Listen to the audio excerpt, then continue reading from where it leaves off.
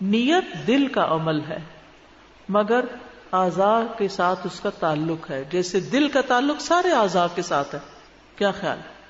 ہم جب بولتے ہیں تو اس کے پیچھے ہمارے دل کا ارادہ شامل ہوتا ہے، پسند ناپسند جھلکتی ہے اس میں سے.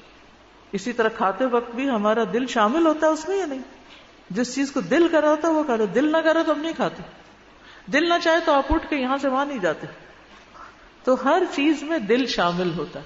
اور نیت کا محل کا مطلب جگہ، نیت کا مقام دل ہے. ایک بیج کی طرح نیت کا لفظ نوا سے ہے. نوا کہتے ہیں گٹلی کو. ان اللہ فالق الحب والنوا.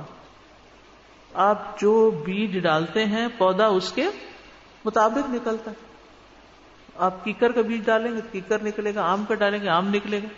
یہ تو نہیں ہو سکتا کہ آپ بیج ڈالیں کیکر کا اور نکلے آم. تو بہرحال ہر عمل کے لیے نیت کا ہونا لازم ہے. تو پہلی بات، ہر عمل کے لیے نیت کا ہونا لازم ہے. عقل مند انسان کو کوئی کام بھی اچھی نیت کے بغیر نہیں کرنا چاہیے. دوسری بات یہ ہے کہ اعمال کی قبولیت کا دار و مدار نیت پر ہے. حتیٰ کہ مومن کھانا پینا اٹھنا بیٹھنا سونا جاگنا جو کرتا ہے، اگر اس میں نیت اس کی اچھی ہوتی ہے تو اس کے مطابق اس کا ثواب کئی گنا زیادہ بڑھ جاتا ہے. تو جو بھی کام آپ کرتے ہیں تو اس کا طریقہ بھی ٹھیک ہو اور جس کے لیے کیا جا رہا ہے وہ بھی آپ کے ذہن میں ہو. نیت کی وجہ سے لوگوں کے اجر میں فرق آئے گا. دو لوگ اکٹھے نماز پڑھ رہے ہیں، ایک کی نیت ہے اللہ کی رضا اور دوسرا یہ کہتا ہے کہ ہائے لوگ دیکھ کے کیا کہیں گے، سنت کے مطابق پڑھ رہی یا نہیں پڑھ رہی، ٹھیک نماز ہو رہی ہے کہ نہیں ہو رہی. تو دیکھنے میں بھلے دوسرے کا طریقہ بڑا ہی اچھا ہو لیکن اجر زیرو پہ چلا جائے گا اگر اس نے دوسرے لوگوں کو کچھ کرنے کے لیے پڑھی. اور ایک شخص لوگوں سے بے نیاز ہو کر صرف اللہ کی رضا کے لیے پڑھ رہا ہے. تو یہ اہم نقطہ یاد رکھیے کہ نیت کی بنا پر اعمال کے اجر و ثواب میں کمی واقع ہو جاتی ہے. ایک ہی عمل مختلف نیتوں کی بنا پر قبول یا رد ہو جاتا ہے. رسول اللہ صلی اللہ علیہ وسلم نے فرمایا گھوڑے کے مالک 3 طرح کے لوگ ہوتے ہیں. بعض لوگوں کے لیے وہ باعث اجر و ثواب ہے، بعض کے لیے وہ صرف پردہ ہے، بعض کے لیے بوجھ ہے. جس کے لیے گھوڑا اجر و ثواب کا باعث ہے یہ وہ شخص ہے جو اللہ کے راستے میں جہاد کی نیت سے اس کو پالتا ہے. آج کے دور میں آپ اپنی گاڑی کی مثال لے سکتے ہیں کہ جس کو آپ خیر کے کاموں میں استعمال کرنے کے لیے خریدتے ہیں. پھر جہاں خوب سبزہ ہوتا ہے یا فرمایا کسی شاداب جگہ اس کی رسی کو خوب لمبی کر کے باندھتا ہے تاکہ وہ چاروں طرف چر سکے. تو گھوڑا اس سبزے سے یا اس شاداب جگہ سے اپنی رسی میں بندھا ہوا جو بھی کھاتا پیتا ہے اس کھانے پر مالک کو نیکیاں ملتی ہیں کیونکہ مالک نے اس کو چھوڑا کہ کھا لو. تو گھوڑے والے کو ثواب مل رہا ہے کیونکہ گھوڑا ایک اچھی نیت سے اس نے خریدا تھا اور اس کو اسی وجہ سے کھلا پلا رہا ہے. اور اگر وہ گھوڑا اپنی رسی توڑا کر 1 زغن یا 2 زغن لگائے یعنی جمپے لگائے تو اس کی لید اس کے قدموں کے نشانوں میں بھی مالک کے لیے نیکیاں ہیں. اب گھوڑے کی لید جو ہے وہ ایک ناگوار سی چیز ہوتی ہے نا، وہ بھی تولی جائے گی. اگر وہ گھوڑا نہر سے گزرے اور اس میں سے پانی پی لے تو اگرچہ مالک نے اسے پانی پلانے کا ارادہ نہ کیا ہو پھر بھی اسے اس سے نیکیاں ملتی ہیں. وہ تو رستے میں آ گئی اور اس نے پانی کے لیے رک گیا اور وہ پانی پی گیا، جو پانی اس نے پیا اس پانی کا بھی ثواب مالک کو مل رہا ہے. تو یہ سارے ثواب کا سلسلہ شروع کہاں سے ہوا؟ نیت سے شروع ہوا کہ یہ میرا گھوڑا اللہ کے راستے میں ہے، یہ میری گاڑی، یہ میرا قلم، یہ میرا گھر، یہ میری کتابیں، یہ میری فلاں چیز اللہ کے راستے میں، یہ میرا وقت، یہ میرا کمپیوٹر.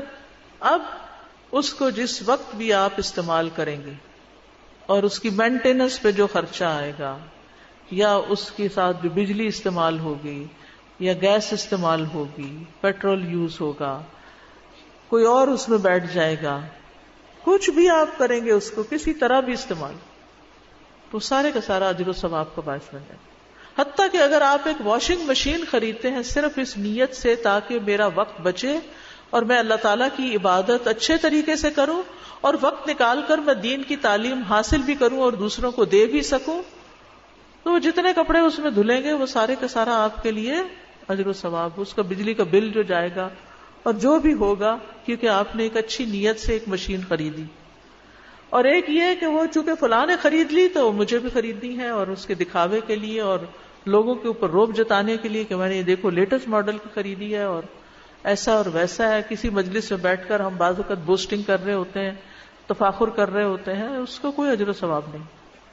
حتیٰ کہ ایک کمفرٹیبل جوتی آپ لیتے ہیں کہ اس میں اچھی طرح واک کر سکتی ہوں تاکہ میں فٹ رہوں اور پھر میں زیادہ سے زیادہ اچھی طرح نماز ادا کر سکوں, کیونکہ آپ دیکھیں بہت سے لوگ کرسیوں پہ آ گئے نماز کے لیے. اب کرسی پہ نماز کا وہ تو نہیں نا مزہ جو نیچے نماز کا ہے. تو نیچے کیوں پڑھ نہیں سکتے؟ کیونکہ جسم بھاری ہو گئے ہیں, مسل کمزور ہو گئے ہیں, گھٹنے تھک گئے ہیں, انجرڈ ہیں, تو اب نیچے پڑھ ہی نہیں سکتے. لیکن اگر کسی نے پہلے سے ہی اپنے آپ کو اس کام کے لیے ریڈی کیا اور ایسے کمفرٹیبل جوتے جو ذرا سے مہنگے بھی تھے اس لیے لیے تاکہ اس میں واک کر سکوں, تو وہ جب تک پہنے جتنی واک کی وہ ساری واک بھی, وہ آپ کی ایکسرسائز بھی, وہ کھانا پینا بھی, وہ ساری چیزیں, وہ دوا خریدنا, وہ دوا کھانا, وہ ڈاکٹر کے پاس جانا, وہ سارا اس نیت کے گرد گھوم رہا ہے کہ ہیلدی باڈی جو ہے وہ زیادہ بہتر طور پر اللہ کی عبادت کر سکتی ہے. ہر چیز اس میں آ گئی. نبی صلی اللہ علیہ وسلم نے دوسری مثال کیا سمجھائی؟ دوسرا وہ شخص ہے جو گھوڑے کو فخر, دکھاوے اور اہل اسلام کی دشمنی میں باندھتا ہے, تو یہ اس کے لیے بوجھ ہے. اور رسول اللہ صلی اللہ علیہ وسلم سے گدھوں کے بارے میں پوچھا گیا تو آپ نے فرمایا کہ مجھ پر اس جامع اور منفرد آیت کے سوا اور کچھ نازل نہیں ہوا.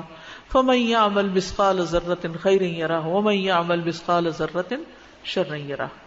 اور یہ جو گھوڑے کی تیسری قسم بتائی گئی, اگرچہ وہ اس حدیث میں اس کی ڈیٹیل نہیں ہے, لیکن وہ جو لوگوں کے لیے پردہ ہے, یعنی ذاتی ضروریات, گھر کی ضروریات پوری کرنے کے لیے, آپ اپنے مسائل حل کرنے کے لیے گھوڑا خرید لیتے ہیں, یہ گاڑی لے لیتے ہیں, جیسے عموماً ہم گھر کی ضرورت کی چیزیں لے لیتے ہیں, تو بس ان کو دنیا میں استعمال کرتے رہتے ہیں, مگر اس کے پیچھے کوئی اچھی نیت نہیں ہوتی.